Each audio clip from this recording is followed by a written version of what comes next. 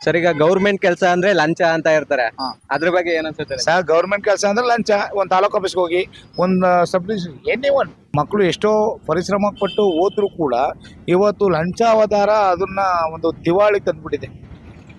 ದುಡ್ಡಿದ್ದವನೇ ದುಡ್ಡು ಹಣವಂತರ ಮಕ್ಕಳೇ government job ಅಂತ ಸಿಚುವೇಶನ್ ಸೃಷ್ಟಿಯಾಗಿದೆ.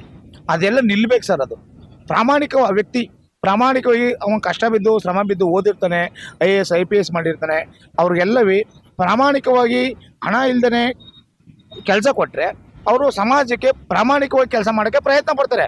ಇವತ್ತು ಸರ್ ಒಂದು IAS ಆಗಿರ್ಬೋದು, ಒಬ್ಬ IPS ಆಗಿರ್ಬೋದು, ಒಬ್ಬ DYSP ಯಾರೇ ಎನಿ ಒನ್ ಗೌರ್ಮೆಂಟ್ ಜಾಬು ಅವರು 40 ಲಕ್ಷ 50 ಲಕ್ಷ ಡೀಲಿಂಗ್ ಸರ್.